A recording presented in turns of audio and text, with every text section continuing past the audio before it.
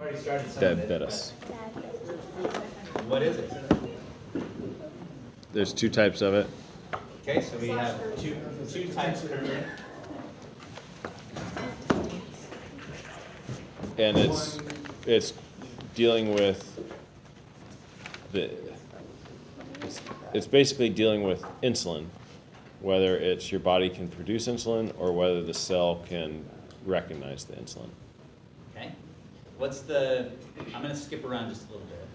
What's the net result of diabetes? What is the, You have a hard time getting sugar into your cells. okay, You have, which is going to lead to what? High sugar in your blood. Okay, which is going to lead to what? Like effects on the body? Sure. Like, No sugar in your cells. Okay. Bad for the kidneys. Say again. Bad for the kidneys Why is it bad for the kidneys? because you're not flushing out the things that you're supposed to be flushing out because of the high glucose. That's What do you mean by staying- that? Because glucose is an attractor to water, it's an osmotic agent.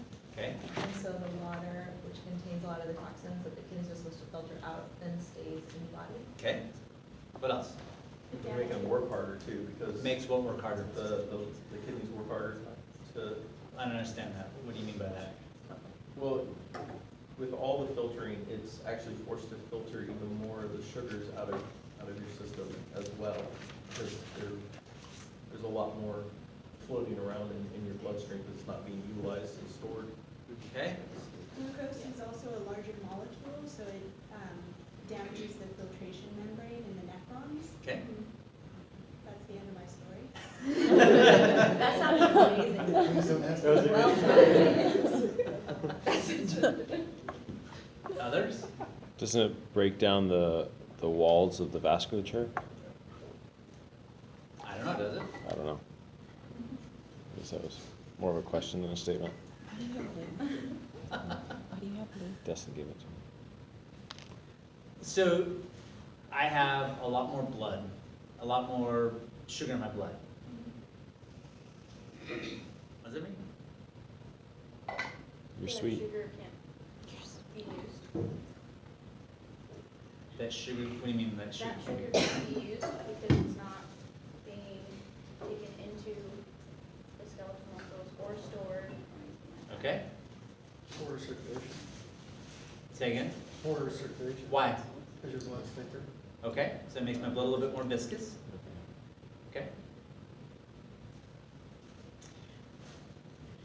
Under normal circumstances, so let's say I've got a blood sugar of 80 for right now, 80 milligrams per deciliter.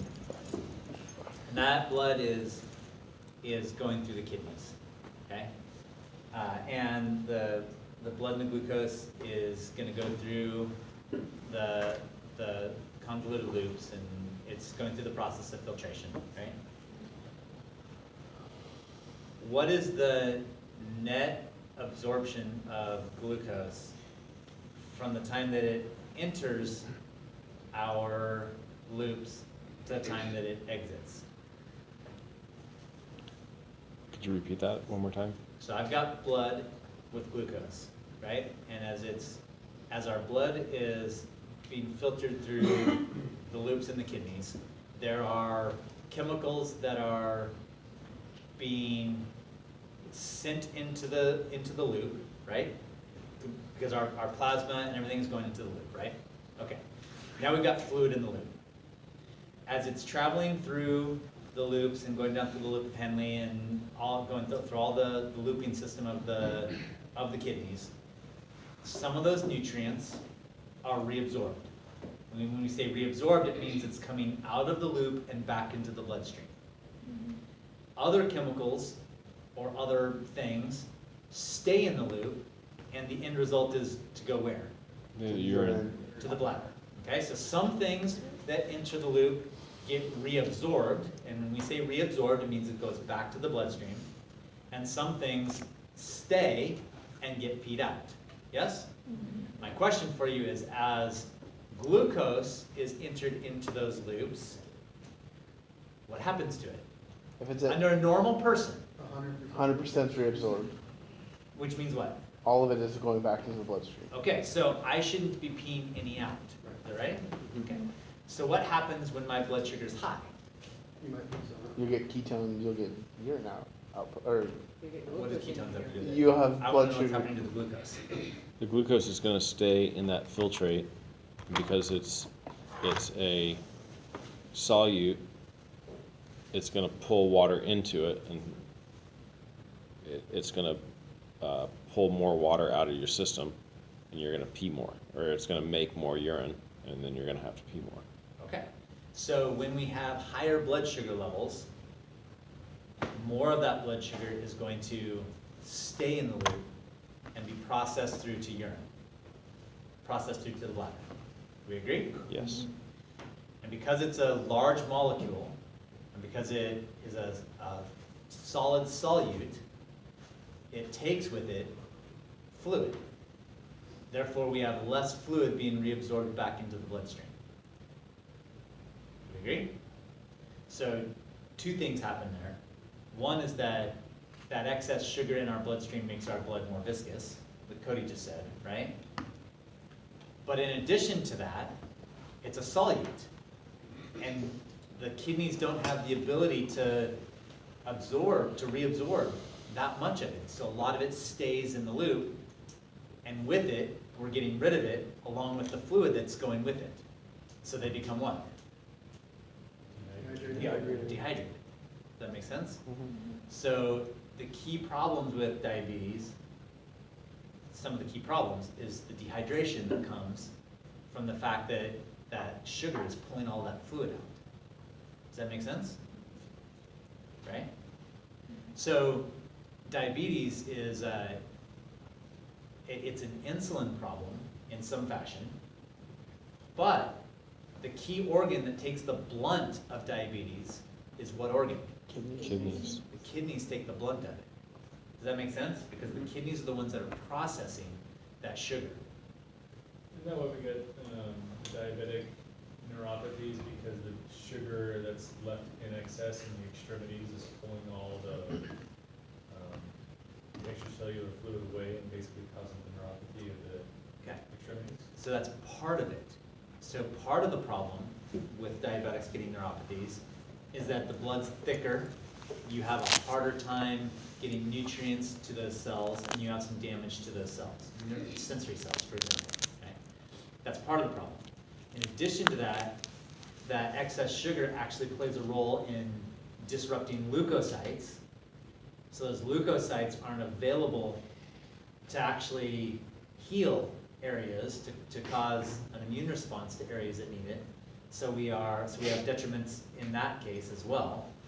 And then we just have poor blood flow that creates damage in the extremities because of the hypoxic nature, the anaerobic nature of where those things are, which cause damage to our Poor blood flow neurons. because Is it's that- more is that viscous. basically a slower version of the video you've shown in the past of the injection of D50 straight into not into the vein of that one nurse? It's just a slow process of that same. Yeah, so Problem. it's the same thing, we've got a solute issue, right? Because, and when we do it over a long period of time, that increase in blood sugar, being a solute, is gonna continue to pull fluid from the endothelial cells. That's gonna continue to pull fluid from the extracellular matrix, and that's gonna continue to pull fluid from the cells that are in that extracellular environment, right? So we're constantly trying to shift fluid to the bloodstream. As we shift more fluid to the bloodstream and it enters the kidneys, and the sugar can't be reabsorbed, the fluid stays within the loop as well, and we're peeing it out. That make sense? So diabetics tend to urinate a lot. And in fact, that's where the word actually comes from. Anyone know where the word comes from? Sweet urine. Not sweet urine. What's that? Not mellitus. So the word diabetes is an old Greek word that meant, in the end, the meaning of the word was to stand asunder. That's what the word originally meant, to stand asunder. Anyone know what to stand asunder means? Anyone know what the word asunder means? No, stand with your legs apart. That's right. Because, I mean, we've known about diabetes for a long time, right? And men with diabetes would be peeing a lot. Say they were standing asunder. They stood with their legs apart because they peed all the time. So the word was, I mean, they didn't know what diabetes was, but they knew that these individuals urinated all the time. And then over the course of time, they were able to start testing for that, and they tested it by tasting your urine. And if your urine tasted sweet, then they would say that you had this, so you had someone that was peeing a lot, they'd taste your urine, it would have a sweetness to it, and then they would say that you had this disease, even without knowing what that disease actually was. Wouldn't that be with type 2? No, it doesn't matter which type, right? Wouldn't type 1, they would die a lot earlier? With It doesn't DKA. change the fact that they still had it come on, right? Just because they die at some point in time doesn't mean you couldn't figure out that they were on that path before they died. And diabetes is not one of those things where you get it and then die.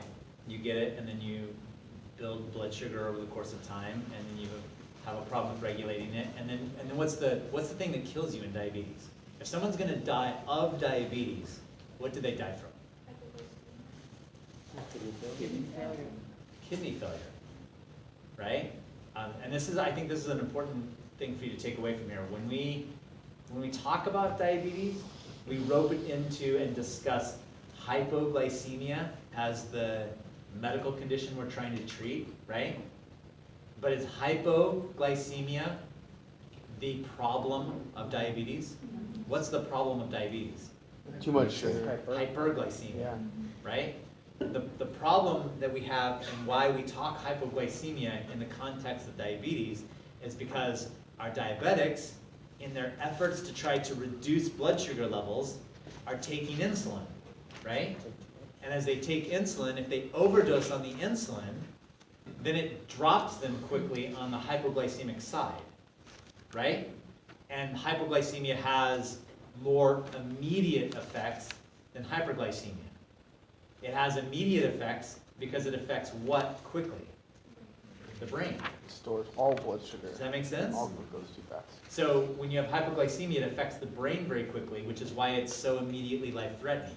But diabetics in general, hypoglycemia is not the problem of diabetes. Excess sugar is the problem of diabetes. Does that make sense? And if you're traveling down the path where you're going to die of diabetes, where your cause of death is going to be because of diabetes, that cause of death is going to be related to what? Kidney failure. Kidney failure, right? Late stage diabetics are getting what kinds of treatments? Dialysis. Why are they getting dialysis? What is Their kidneys dialysis? fail. It's It's can't filter bypassing their their blood. kidneys. So what is dialysis? It's filtering everything out of External the blood. filter of the blood. Yeah, and we're pulling what off the kidneys? Sugar in that case. Sugar and Toxins. any Waste products. fluid. Fluid. We can't process the fluid fast enough. So they get swollen, they get swollen, right? And so we're coming in and filtering it, we're going through a filtration process, and we're pulling that fluid off the lungs, Kidneys. off the kidneys, right? Because their body can't do it, right? And they start to build fluid in their lungs. Frick. They're building that fluid in the kidneys because of how much sugar is there, and they're retaining fluid. They retain fluid and sugar and toxins, but they're retaining it, and they have to go through a dialysis process where they filter that out, and they pull that fluid off the kidneys because their body's not able to do it any longer. So I guess that's where I get confused because of the excess, like they're urinating so much, and so they are getting rid of so much excess fluid. Uh-huh. So then dialysis is also getting rid of excess fluid, and so, Because you have so much that is retained, yeah. right? And because those loops start to get very clogged up with that much sugar that keeps going through them, and over the course of time, they just wear away. The cells can't handle it anymore. So They is lose part of the nephrons. treatment just like, I mean, I guess I'm thinking of like fluid, like treating them with fluids too. Because then if you're extracting all of that fluid naturally and through dialysis, like with treatment for diabetics, like what does that mean then? So then they also have problems with dehydration Yeah, that have to be corrected, and sometimes they're on diuretics, which they have to watch their fluid intake to make sure that they're matched. diabetics are not easy to manage. Mhm. Type 2 diabetics are very difficult to manage over the course of time because there's such a balancing act that has to be played between giving them fluids, making sure they have enough fluid, while also making sure that we're not overdoing what happens to the kidneys, while making sure they're on regular cycles for dialysis and they don't miss their dialysis, while making sure that when they take the diuretics, they're taking the potassium they need so they don't get hypokalemic in the process of everything else they're doing. Right? They're very complex. Right? To making sure that they do their dialysis, because if they don't do their dialysis, then they're retaining those electrolytes, and they can become hyperglycemic, or not, Hyperkalemic. hyperkalemic, right? They're very complex patients to deal with. So, diabetes is not one of those diseases that is easy to manage. It's one of the biggest burdens of life. When we talk about diseases and we talk about a disease that's a burden of life, diabetes is a big burden of life because of how complex they are to manage. And because the majority of them are type 2 diabetics, it's not just as easy as, well, let's just take some insulin and that takes care of it.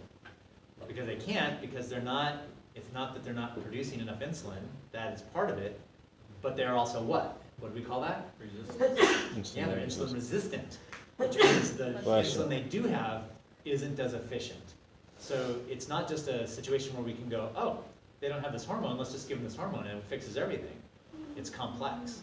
Plus, we have a healthcare system that has made it exorbitantly expensive to And it's access expensive. insulin. So I just we have- read we in the have a- paper today that there's like a community diabetic center, which I felt like we should all know about. I don't know the details, but that they're trying to create access points for patients with diabetes to Yes. affordable insulin. So a lot of the patients you go on that are diabetics are, not only are they complex, a lot of them are not compliant with what they do have, it's expensive, and they miss appointments for a whole variety of reasons. There's so Cost, many of them. sometimes lifestyle, sometimes inattentiveness, there's all kinds of reasons, but then it becomes very complex.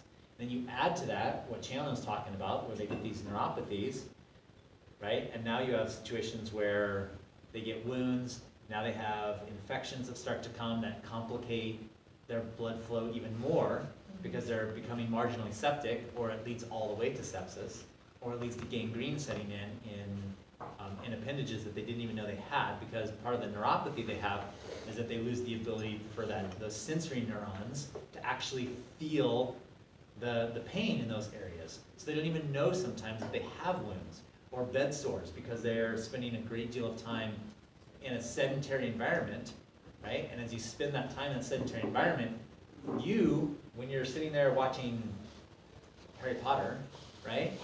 The Avengers Infinity War. You start feeling uncomfortable, and so you shift and you move. But if you can't feel that you're uncomfortable because you don't have the sensory input to say that, you stay there. And then you start to build sores. Sometimes it's a logistics problem. Sometimes you have enough weight or enough obesity that moving is difficult, and so you stay in place for a longer period of time. All these things create complications that lead to it being a very complex disease. So are those renal complications really only develop if they have constant high blood sugar? It's because of the high blood sugar. So if you have well-managed type 2 diabetes where there isn't this consistent excess of sugar on your kidneys, Then you the are kidneys not are- going to have those same complications. The problems with the kidneys are primarily a direct result of dealing with high levels of sugar over time. Got it. So for example, type 1 diabetics so the problem with type 2 diabetics is that they've had this for a long time before they had diabetes. They already started to have kidney-related issues because they had high levels of sugar over a long period of time before they were ever even diagnosed as diabetic. Take a type 1 diabetic that maybe it's learned early on, right? Maybe in their adolescence, where they learn that they have type 1 diabetes. And they start managing it right there, where their blood sugar really is never high, and they're active individuals and this kind of thing. It never leads to the problem with the kidney problem, because the kidneys are never having to deal with high levels of sugar because it's managed before it gets to that point, right? Now, there are some other complications with diabetes independent of all of those things, but at least from a kidney standpoint, You can have a type 1 diabetic that can live a very long, normal, regular life, normal for them in that they have to manage it. But because they are managing it well and they're not letting it get out of hand, our key problem with type 1 diabetics who are correctly managed is when they make a mistake and they take insulin and it drops their blood sugar when they weren't expecting it. Like for example, if you have a diabetic they don't have a pump and they're taking 2 doses, and one dose is usually higher than the other dose, and they take the wrong dose at the wrong time. Or you have someone that has a pump and they know they're about to do something that's gonna have an excess sugar and they drop some excess insulin in them and then they don't follow through. And Don't actually, eat that piece of cake. yeah, they don't follow through with that, right? So those are, or you have someone, they dump some insulin and then they become very active, which drops their blood sugar level. Those are the times that we're worried about those type 1 diabetics. Type 2 diabetics also in that context.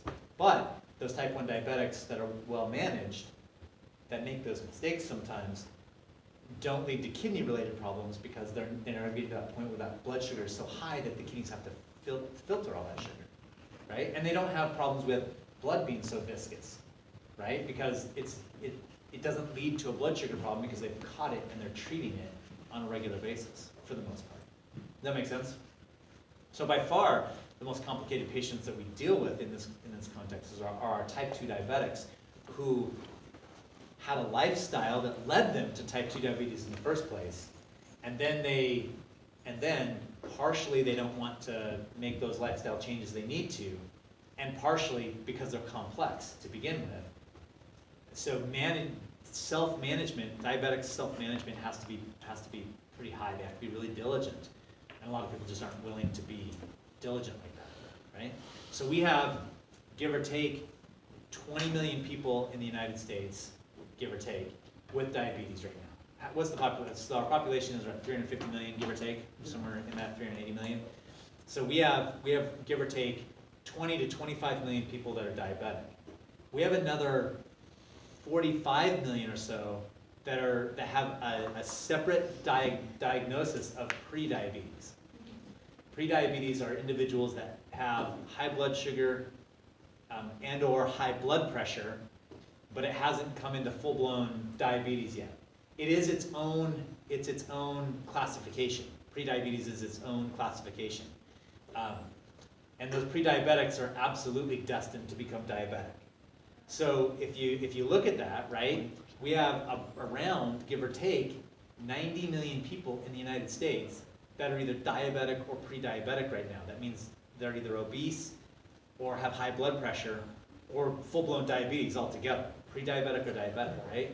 So, I mean, you're looking at that, 80 to 90 million people out of a population of 380 million, right? That's 20% of the population, give or take. I don't know if my math is right there, but do the math. Somewhere around there.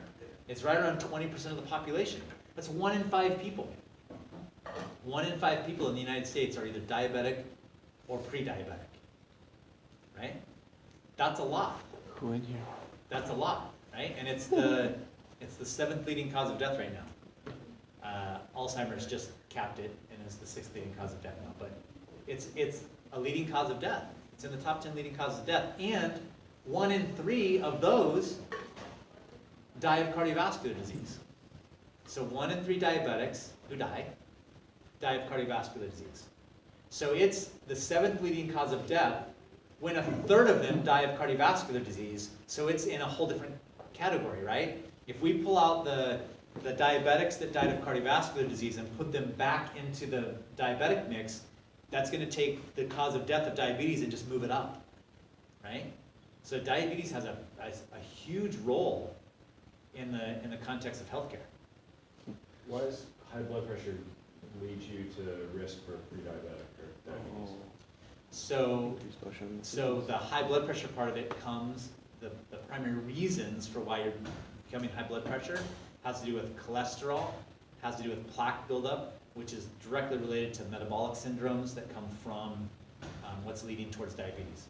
So the plaque buildup, the metabolic syndrome you have, the nature of blood vessels not having compliancy, are all things that will also, and the lifestyles that lead to that, are all things that lead to the retention of sugar as well, that'll lead to diabetes down the road too. So really, you can link it back to obesity and poor life decisions. All of, almost all of type 2 diabetics is there, right? When we talk about type 2 diabetes, it is absolutely a lifestyle-related disease with that genetic component, Correct. right? It's got that genetic component we talked about last time related to how quickly the receptor will alter based on environmental concerns. That's the genetic component of it. All of our receptors, frankly, if you live long enough, you'll become a type 2 diabetic. Right? If you live long enough, if you have the ability to live long enough, eventually just just age-related things will cause your receptors to not be as responsive to insulin, okay? Just time. Time will do that, right? Age will do that. But the lifestyle you lead can speed that process, and genetics can speed that even more. Which ties into And so it's just the Alzheimer's. constant contact as well. with insulin that makes it almost like mutate the receptor. It's the overuse, yes. It's the overuse of that receptor to that insulin constantly. And it's also the nature of the chemical aspects that are happening to the receptor independent of insulin. For example, you start to build acidic waste products, and those acidic waste products start to cause damage to cell membranes, damage to where those receptors are. They interact, those chemicals will interact with that receptor and cause changes in the structure of that receptor that makes it no longer responsive to the key, right? It's like Learn out the walk. it's like taking a lock here, and if we put it in an area that's highly moist, eventually you'll start to have rust, and eventually you won't be able to fit your key in there any longer. It changes over with those environmental concerns that are also independent of the insulin response that it's having. Right? Does that make sense? They become really complex. These patients are very, very complex. So, How did you not? say that again. Go, I'm thinking again. Are we going back there? I'm fine, there's trouble over here. Amanda? No. She had trouble. Listen. She had trouble yesterday too. Why is she sitting down hiding? We still need to know what that trouble was. We know. Do you need Look away, Ew, did you just offer disgusting? Some people's responses are so immediate.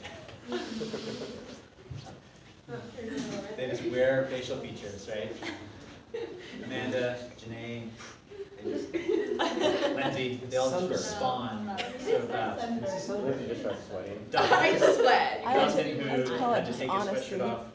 Just Honesty. honestly, Okay, so I call it resting bitch face. I have that You too. have no idea. just look at this. Just look at this from a 10-year perspective, from 1990 to 2000. I don't even care if you understand the numbers. It doesn't matter for that purpose. As you get darker, you're getting more people that have diabetes.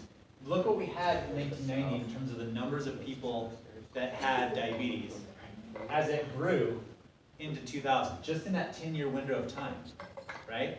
And that was about so all the dark areas means that population had greater than 6% of the population that had diabetes. And now, in almost 2020, it's 20 and maybe even closer to 25% of the population that have diabetes or prediabetes. Does that make sense? This is just diabetes. This is diabetes, not even prediabetes, right? So, I mean, you can just tell as we're starting to move through this decade, how much obesity and how much lifestyle played into the role of diabetes, right, coming on the market. You know, there was also an educational component in the 1980s where there was a huge push in the 80s and the 90s to reduce our fat intake. So the Surgeon General and the USDA, they were recognizing that the American population was getting fatter, and so they had a big push to reduce foods that had fats in them. So like butter became a bad word, and margarine started to hit the market, and we started to have more lean meats and things that were reducing fat content, right? But during that same period of time, we saw the trend in fat consumption starting to drop, right? This is the fat consumption that we were having, right? But simultaneous to this, we were watching obesity go up. So even though overall in the American diet, fat consumption was going down, obesity was still rising. And when we looked at that a little bit closer, we started to identify other trends that were happening at the same time that became no longer trends, but actually became statistics. And that's at the same time that obesity was going up, there was a rise in the consumption of sugar. And we started to identify, oh, fat storage is not coming from fat consumption, right? There's not a translation of eating fat and getting fat. The obesity epidemic we started to recognize that was coming from sugar consumption, right? And there's a big difference. Don't quote me on my numbers here. And I'll be happy to post, I've got if you guys really want to see it, there's a guy out of California, a professor down there that has studied sugar a lot. He's got the breakdown of this on a mechanistic level. But if I take 100 milligrams of glucose, and I'm going to eat just 100 milligrams of glucose, and I talk about that 100 milligrams being absorbed into my body and where it's going to go, right? I'm going to take about 20 milligrams or so of that glucose that's going to be used throughout I'm at rest. That's going to be used throughout my skeletal muscle system. It's going to be used in the process of just my metabolism. I'll get maybe 80 milligrams of that glucose will make its way to the liver, and we'll go through the process that the liver goes through. The liver goes through two different processes. One process that it goes through is that it's going to store it as glycogen, and the other process is that it's going to go and make a VLDL that's going to be, or triglyceride, that's going to be stored in fat tissue and make you fat. Okay? Of that 80 milligrams, the majority of that 80 that made it to the liver is going to actually be used and stored as glycogen. And we're going to get, maybe 10 of those milligrams of that glucose that will actually continue on through the cycle and actually be stored in fat cells. But if I take the same amount of fructose and say I get 100 milligrams of fructose in my body cells are still going to use some of that for energy right off the bat. I'm going to get 85 or so milligrams of that to the liver. And then from that, a small portion of that, maybe, 20 milligrams or so, is actually going to be converted and stored as glycogen because it's not glucose. It has to go through a conversion process and will be stored as glycogen. And the rest of that, like 60 milligrams or so of that is actually going to go through the process of being produced into a VLDL and stored in fat cells. And not only that, but it's also going to create some other acidic byproducts that have some other detrimental effects. And I'm not even talking about alcohol, which is a sugar all on its own, that goes through a whole different process that causes the same amount of fat processing, but also leaves some additional toxins in your body. Right? It's very different when you take glucose versus when you take a different sugar, and how much of that actually gets stored in our body as fat. So it's amazing how much is stored. So this trend is not slowing down. It's still on its way up, right? So we talked about, you guys mentioned the two forms of diabetes. What are our two forms of diabetes? Good. What's another name for a type 1 diabetic? Insulin dependent. Good. And for type 2 then? Yeah, non-insulin dependent or insulin resistant. Good. So when we talk about type 1 diabetics, we move more towards either calling them type 1 or insulin-dependent diabetes. There was a time where we also called it juvenile diabetes, because of the statistic that most people who have type 1 diabetes learn about it in their teenage years, give or take. The 12 to 15-year range is a lot of times where they start to get it. People recognize it because their kid is very fatigued and sleeping all the time. I realize that adolescents do that, but at the same time, it's more. They're not able to be active, and then they go and have it checked, and they find out that they're a type 1 diabetic. We know that it's an autoimmune disease that is damaging those beta cells, right?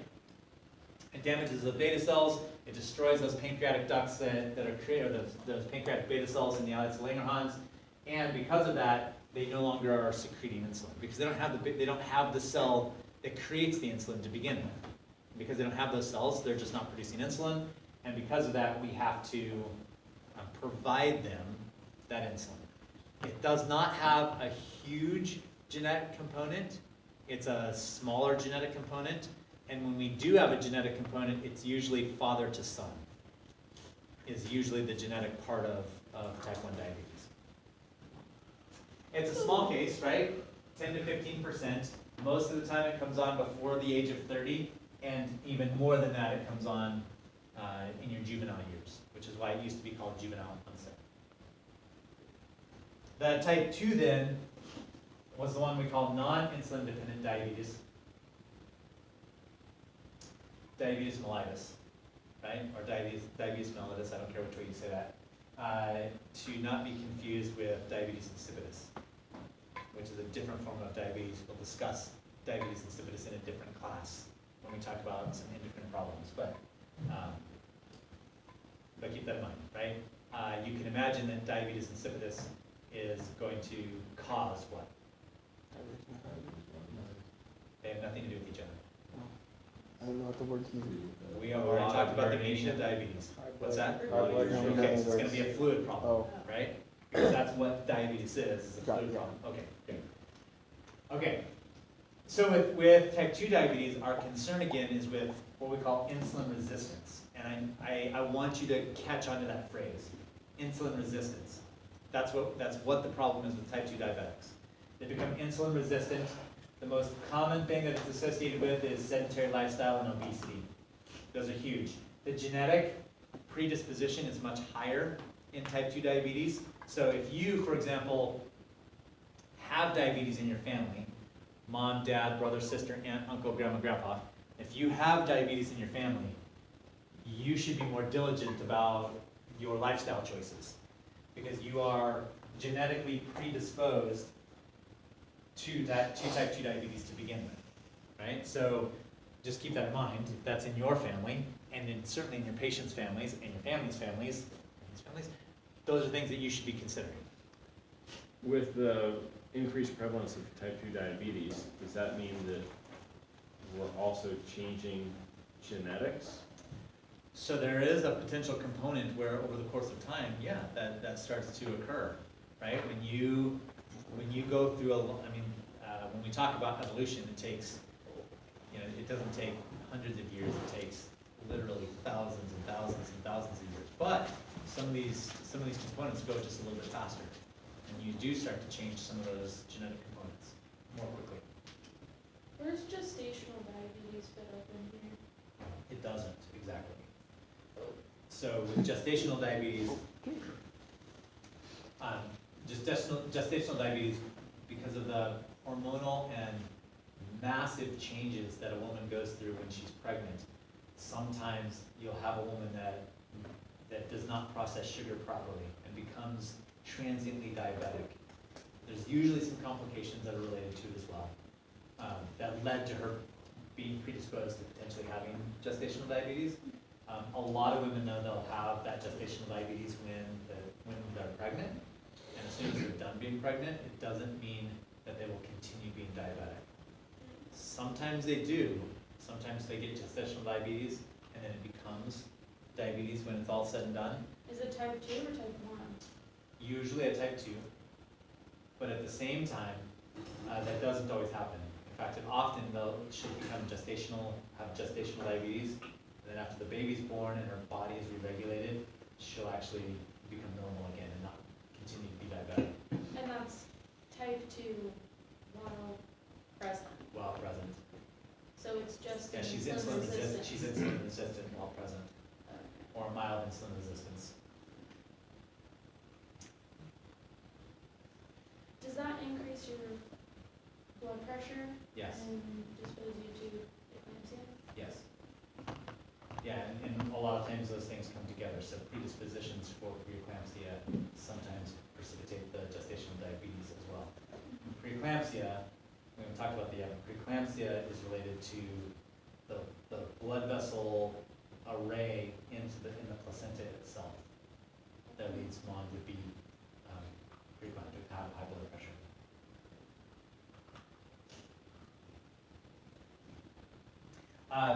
We used to call this one adult onset, and that's how we kind of separated them from juvenile onset and adult onset.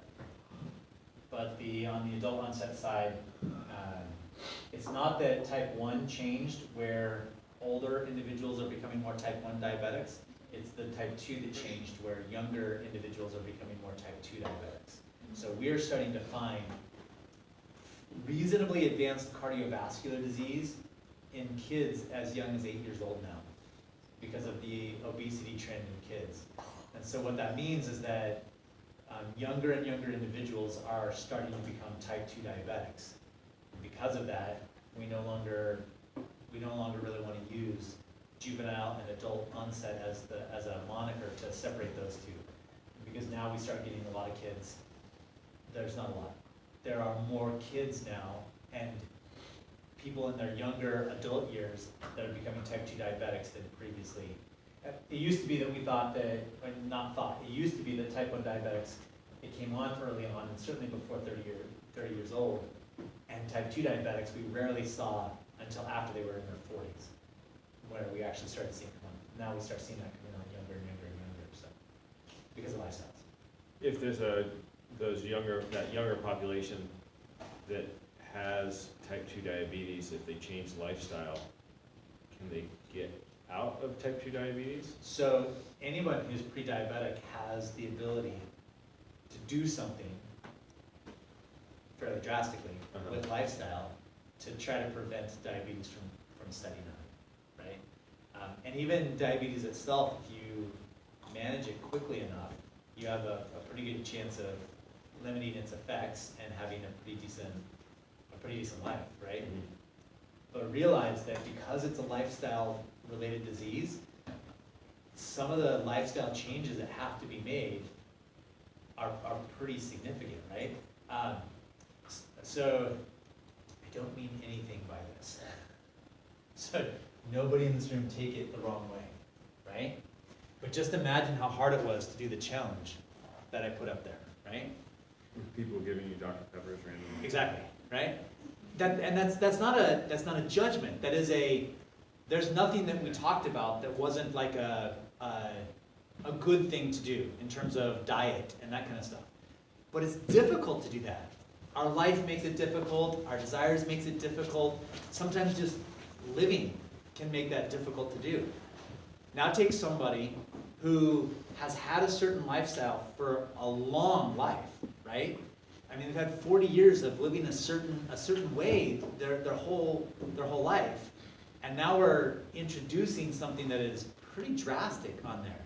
And we have some physiologic predispositions for certain things. Like we are predisposed to sweets, for example, because that's a fast way of getting sugars, which is what we need in times of stress.